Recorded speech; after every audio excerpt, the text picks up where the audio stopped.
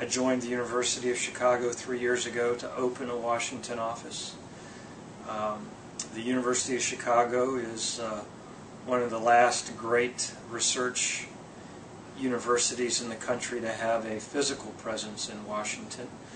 And the university kind of came to this decision for a variety of reasons, but first and foremost because of its engagement with the federal government in managing two national labs, Argonne and Fermi Lab.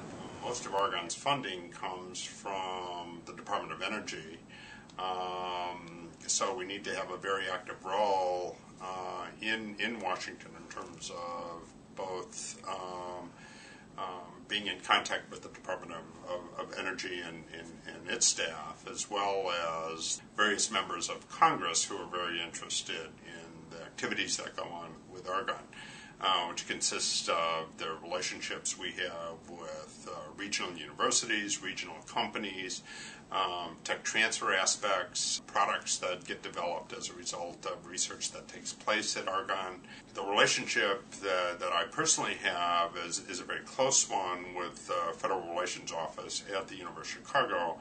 So the three of us interact on a very frequent basis to schedule meetings and to meet with congressional staff, and also have the president of the university, the director of Argonne, meet on a number of occasions every year with members of the Illinois congressional delegation.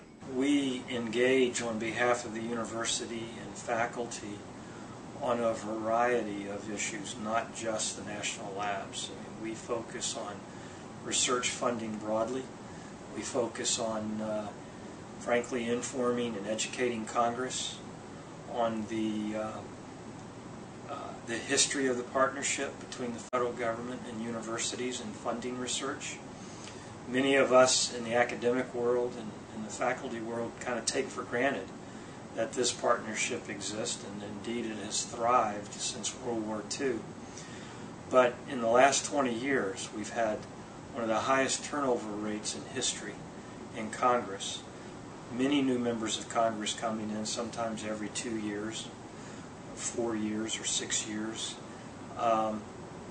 And many of them haven't had previous experience with this relationship or with this partnership. So we spend a lot of time going off to Capitol Hill to make the case for why funding for the National Science Foundation is important, funding for the Department of Energy, funding for the National Institutes of Health. So I spend probably about half of my time working with key people on campus and at the labs in terms of making sure I have a good grasp of where their priorities and interests are, and looking for opportunities here in Washington on the federal side that interact with that. In this tough economy, there's a lot more of an expectation from our sponsors at the federal level and pressure for them to see more tangible results coming out of research. Justifying the need for basic research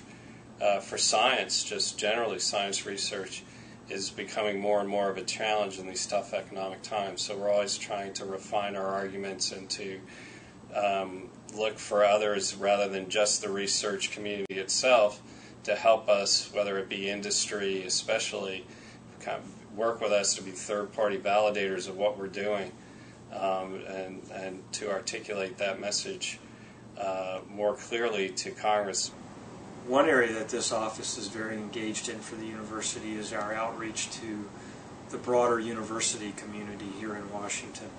No one university can advocate, whether it's for its own objectives or for the broader research and education community. It's very difficult for one university to go it alone in Washington. We really do have to reach out and look for similar situated institutions, other universities, and coalesce in our efforts to work on an issue on Capitol Hill. Right now, Congress is actually in the process of reauthorizing the Elementary and Secondary Education Act.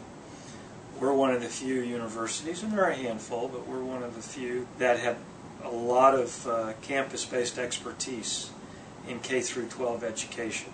So one of the roles of this office is to reach out to the committees of jurisdiction and to the Department of Education and try to provide linkage between some of the goals that members of Congress may have in education reform and some of the expertise and some of the research that we've done in some of the areas that they're interested in. It's a great resource for us to have this office here in Washington, and I think as we're only about 3 years old, but every year, every month, I think more people on campus are realizing that this is also a resource for them.